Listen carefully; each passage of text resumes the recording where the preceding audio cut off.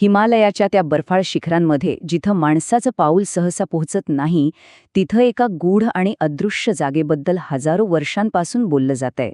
एक अशी जागा जिथं म्हणतात की काळ थांबतो आणि महान योगी आजही ध्यानात बसून विश्वाचं संतुलन राखतात. त्या जागेचं नाव आहे सिद्धाश्रम. चला तर मग आज आपण या अद्भुत नगरीच्या रहस्याच्या पडद्याआड डोकावून पाहूया. तर सगळ्यात पहिला आणि महत्त्वाचा प्रश्न, हिमालयाच्या त्या बर्फाच्छादित पर्वतांमध्ये असं एखादं शहर खरंच आहे का, जे आपल्याला सॅटेलाईटवर दिसत नाही, नकाशांवर सापडत नाही? ही केवळ एक हजारो वर्षांपासून चालत आलेली कल्पना आहे, एक दंतकथा, की यामागे काहीतरी असं सत्य दडलंय जे अजूनही आपल्या समजेच्या पलीकडचं आहे? याच दोन शक्यतांच्या मधला प्रवास आज आपण करणार आहोत. ठीक आहे. तर सगळ्यात आधी हे समजून घेऊया की ही गोष्ट काही आजची नाहीये. सिद्धाश्रमाची ही कल्पना आपल्या प्राचीन ग्रंथांमध्ये खूप खोलवर रुजलेली आहे. वेद आणि पुराणांमध्ये सिद्धाश्रमाचा उल्लेख सिद्धांची भूमी असा येतो. म्हणजे हे एक असं ठिकाण आहे जिथे महान ऋषी आणि योगी सूक्ष्म रूपात राहतात. आता यातली सगळ्यात इंटरेस्टिंग गोष्ट काय आहे माहितीये? असं मानलं जातं की हे ठिकाण आपल्या भौतिक जगाच्या पलीकडे आहे, एका वेगळ्याच ऊर्जा पातळीवर किंवा डायमेन्शनमध्ये. एक अशी पातळी जी आपल्या साध्या डोळ्यांना किंवा इंद्रियांना जाणवूच शकत नाही, आणि म्हणूनच ते GPS किंवा गुगल मॅप्सवर कधीच सापडणार नाही. आणि विशेष म्हणजे ह्या अदृश्य नगरीचा उल्लेख फक्त एकाच संस्कृतीत नाहीये. हिंदू परंपरेत याला सिद्धलोक किंवा ज्ञानगंज आश्रम म्हणतात. तर तिबेटी आणि बौद्ध परंपरेत यालाच शंभाला असं म्हटलं जातं, शांतीचं एक दिव्य राज्य. योग परंपरेत तर याला महातपोभूमी असंही म्हणतात. म्हणजे बघा, नावं वेगवेगळी आहेत पण कल्पना एकच आहे, एका उच्च चेतनेचं गुप्त स्थान. आता या कथेत एक असं अनपेक्षित वळण येतंय की ऐकून आश्चर्य वाटेल. आपण थेट प्राचीन कथांमधून उडी मारून 20व्या शतकाच्या इतिहासाच्या एका विचित्र पण नोंदवलेल्या पानावर येतोय. आणि या पानाचा संबंध आहे ॲडॉल्फ हिटलरशी. हो, हे खरं आहे. 1938 साली नाझी अधिकारी हायनरिक हिमलरच्या आदेशावरून एक खास मोहीम आनंद एअर्ब एक्सपिडिशन हिमालयात पाठवली होती. त्यांचं ध्येय एकच होतं, शंभाला म्हणजेच सिद्धाश्रम शोधणं. काही कागदपत्रांमध्ये तर असंही वाचायला मिळतं की या मोहिमेतले काही अधिकारी भारत-नेपाळ सीमेपर्यंत पोचले होते आणि त्यांची भेट काही रहस्यमयी भिक्षूंशी झाली होती. पण हिटलरला यात इतका रस का होता? तर नाझी विचारसरणीनुसार आर्यवंश हा एक श्रेष्ठ आणि दैवी वंश होता. आणि हिटलरचा असा विश्वास होता की या वंशाचं मूळ शंभालामध्ये आहे.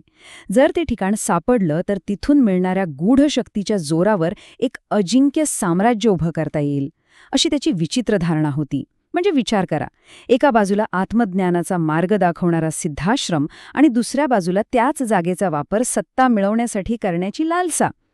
केवढा मोठा विरोधाभास आहे हा. चला आता इतिहासाच्या या विचित्र प्रकरणाला थोडं बाजूला ठेवू आणि काही वैयक्तिक अनुभवांकडे वळूया. कारण अनेक संशोधक आणि अगदी सैनिकांनीही काही विलक्षण गोष्टी अनुभवल्याचं सांगितलं आहे.